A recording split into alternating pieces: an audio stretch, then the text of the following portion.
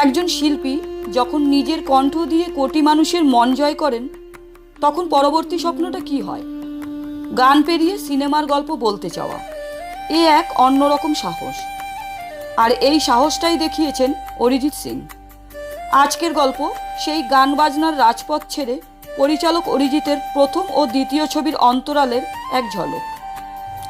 আমরা প্রায় সবাই চিনি অরিজিৎ সিংকে একজন গায়ক হিসেবে, কিন্তু জানেন কি, এই মানুষটি এখন ছবির পরিচালনাতেও পা রেখেছেন। তার প্রথম ছবি সা, 7 সুরের প্রথম সুর সা দিয়ে শুরু এই যাত্রা।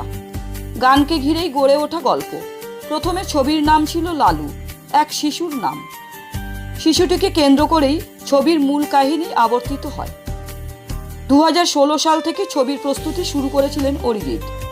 2018 সালে ছবির শুটিং শেষ হয়। এই ছবির জন্য রেকি করতে দেখা গেছে তাকে কলকাতার শ্যামবাজারে পায়ে হেঁটে ঘুরতে। এ যেন এক শিল্পীর মাটির গন্ধ খোঁজার যাত্রা।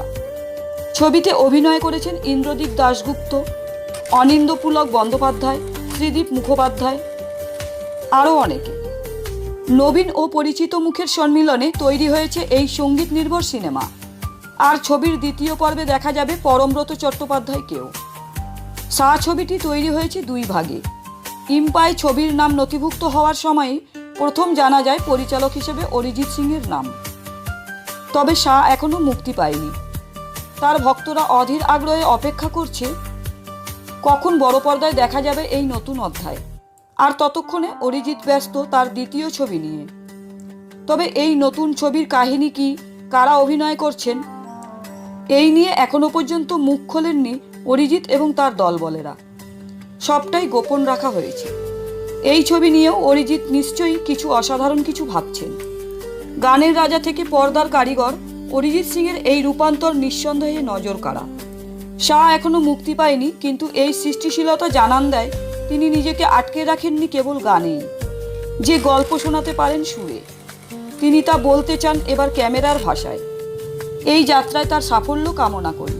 আর যদি এই গল্প ভালো লেগে থাকে তাহলে চ্যানেলটা সাবস্ক্রাইব করুন, লাইক করুন আর পাশে থাকুন। নতুন গল্পে আবার দেখা হবে।